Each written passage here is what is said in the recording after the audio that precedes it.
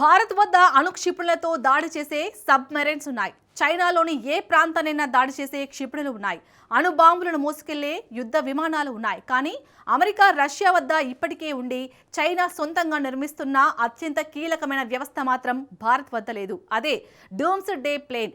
శత్రువులు అణుదాడి చేస్తే సైనిక ప్రధాన కార్యాలయాలను, సమాచార వ్యవస్థలను పూర్తిగా ధ్వంసమవుతాయి. అలాంటి టైంలో అత్యున్నత నాయకత్వాన్ని భూగర్భ బంకర్లలోకి వెళ్లాల్సిందే. సరిగ్గా ఆ క్లిష్ట సమయంలో కమాండ్ ఎవరి చేతిలో ఉంది అన్నదే అసలైన ప్రశ్న. ఈ ప్రశ్నే గాల్లో నుంచే సైన్యాన్ని నడిపించే డూమ్స్ డే ప్లాన్ వద్దకు భారత్ను తీసుకెళ్తాయి.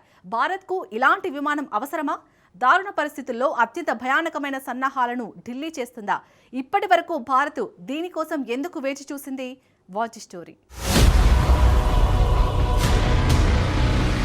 భారత్కు డూమ్స్ డే ప్లేన్ అవసరమా?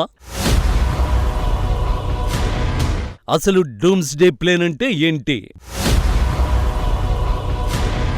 భారత అణువ్యూహం వీక్గా ఉందా? అసలు డూమ్స్ డే ప్లేన్ అంటే ఏమిటి? వినడానికి ఏదో సైన్స్ ఫిక్షన్ సినిమా పేరులో ఉంది కదూ, కానీ ఇది కల్పితం కాదు, పూర్తి నిజం. భూమిపై ఉన్న కమాండ్ సెంటర్లో ధ్వంసమైన దేశ రాజకీయ సైనిక నాయకత్వం నిరంతరం పర్యవేక్షించేందుకు వీలుగా ఆకాశంలో ఎగిరే కమాండ్ పోస్ట్ ఇది. అణుయుద్ధం జరిగిన, భారీ స్థాయిలో ఎలక్ట్రానిక్ దాడులు ఎదురైన ఈ విమానం పనిచేస్తుంది.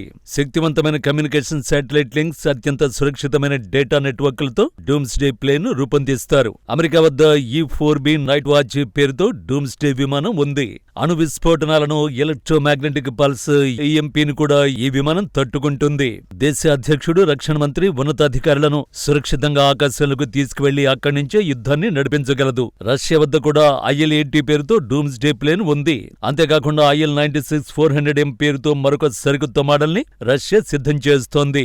చివరికి చైనా కూడా ఇలాంటి సామర్థ్యాలున్న ప్లేన్ అభివృద్ధి చేస్తున్నట్టు తెలుస్తోంది. కానీ సూపర్ శక్తిగా ఎదగాలనుకుంటున్న భారత్ వద్ద మాత్రం డూమ్స్ డే ప్లేన్ లేదు. రక్షణ రంగ సమాచార సంస్థ IDRW ప్రకారం భారత్ కూడా ఇలాంటి విమానంపై కన్నేసినట్టు తెలుస్తోంది. అణుదాడుల్ని సైతం తట్టుకుని నిలిచే ఎయిర్బోర్న్ కమాండ్ పోస్ట్ నిర్మించడంపై భారత్ దృష్టి సారించింది. భారత్కు డూమ్స్ డే ప్లేన్ అవసరమా?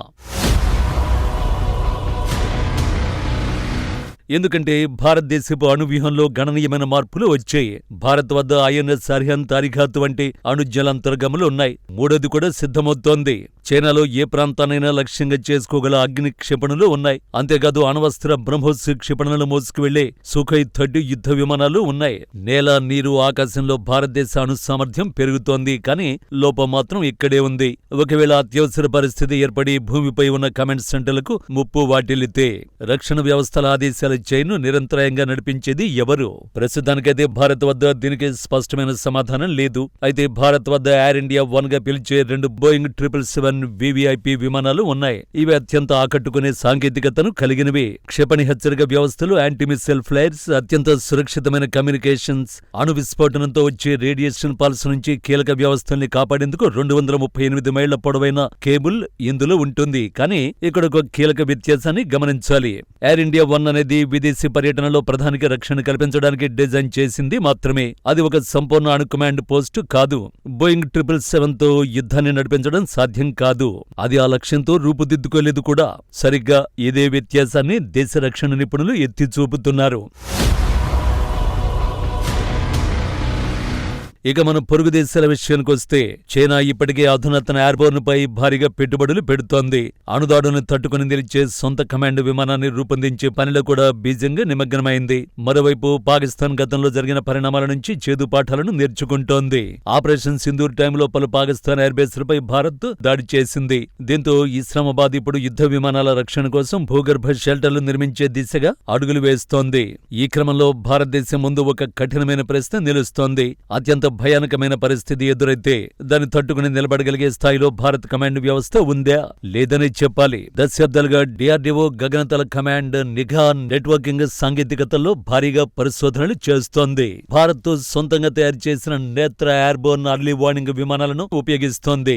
అందుకంటే పెద్దవైన అవాక్స్ ప్లాట్ఫామ్లు విస్తృతమైన యుద్ధ క్షేత్ర సమాచారాన్ని అందిస్తున్నాయి. అలాగే సంక్లిష్టమైన మిషన్ వ్యవస్థలను మోసుకెళ్లగల సుదూర రవాణా విమానాలు కూడా భారత్ వద్ద ఉన్నాయి. కానీ డూమ్స్ డే ప్లేన్ మాత్రం లేదు. ఇలాంటి ప్లేన్లను సిద్ధం చేయడం అంటే అంతకు మించిన సాంకేతికత అవసరం. ఈఎంపీని తట్టుకోగల కమ్యూనికేషన్లు, వ్యూహాత్మక దళాల కమాండ్, అణు కమాండ్ అథారిటీలతో నిరంతరం అనుసంధానమయ్యే వ్యవస్థలు లేవు. అత్యవసర సమయంలో ఆకాశంలోనే సురక్షితమైన నిర్ణయాలు తీసుకోగల వసతులు, సుదీర్ఘకాలం పాటు గాల్లోనే ఎగరగల సామర్థ్యం భారత్కు లేవు. నిజానికి డూమ్స్డే ప్లేన్ తయారీ సంక్లిష్టతతో కూడుకున్న అత్యంత ఖరీదైన వ్యవహారం. అమెరికా తయారు చేసిన ఈ 4B విమానం అప్గ్రేడ్ కే 8,000 కోట్ల రూపాయలను ఖర్చు చేసింది. దాని వార్షిక నిర్వహణకే $100 మిలియన్ ఖర్చవుతాయి. రష్యాకు చెందిన కొత్త కమాండ్ జెట్ ధర కూడా $100 కోట్ల ఉంటుంది. ఈ నేపథ్యంలో ఇటువంటి ప్రాజెక్టుపై నిర్ణయం తీసుకోవడం భారతదేశానికి ఒక సవాలుతో కూడుకున్న విషయమే. అత్యంత భయానకమైన సన్నివేశంలో మాత్రమే ఉపయోగపడే విమానం కోసం కోట్లాది రూపాయలు వెచ్చించాలా, లేక ప్రస్తుతం ఉన్న VVIP విమానాలు భూగర్భ కమాండ్ వ్యవస్థలపైనే ఆధారపడితే సరిపోతుందా? దీనిపై 2 రకాల వాదనలు వినిపిస్తున్నాయి. అనుకూల వాదనల ప్రకారం భారత్ అణు నిరోధక శక్తి ఒకే ఒక్క ప్రధాన ప్రాతిపదికపై ఆధారపడి ఉంది. శత్రువు దాడి చేసిన తర్వాతే భారత్ తిరిగి అంతే తీవ్రంగా ఎదురుదాడి చేస్తుంది. ఆ హామీ నెరవేరాలంటే అణుదాడిని సైతం తట్టుకుని నిలబడే వ్యవస్థ అవసరం. కాబట్టి ఇది కేవలం ఒక విమానానికి సంబంధించిన అంశం మాత్రమే కాదు. భారత్ అభివృద్ధి చేసిన క్షిపణులు, అణు జలాంతర్గాములు, యుద్ధ విమానాలతో పాటుగా మన అణు కమాండ్, కంట్రోల్ వ్యవస్థలను కూడా అదే స్థాయిలో రూపాంతరం చెందుతున్నాయా లేదా అన్నదే అసలు ప్రశ్న. మొదటి దాడి నుంచి కమాండ్ వ్యవస్థ సురక్షితంగా బయటపడ్డంపైనే ఇవన్నీ ఆధారపడి ఉన్నాయి. అణుదాడుల్ని తట్టుకునే ఎయిర్బోర్న్ కమాండ్ పోస్టు లేకపోతే ఈ మొత్తం రక్షణ శ్రేణిలోనే ఒక బలహీనమైన లింకు ఉండిపోతుంది. అణుఘర్షణలో ఎగిరే కమాండ్ అనేది ఆఖరి ప్రత్యామ్నాయం కాదు. అది ఈ వ్యూహంలోనే అత్యంత కీలకమైన భాగం. భారత్ ప్రత్యేకంగా ఒక డూమ్స్డే ప్లేన్ ను నిర్మిస్తుందా, ప్రస్తుతం ఉన్న రవాణా విమానాలని ఆ విధంగా మారుస్తుందా అన్నది చర్చే కాదు.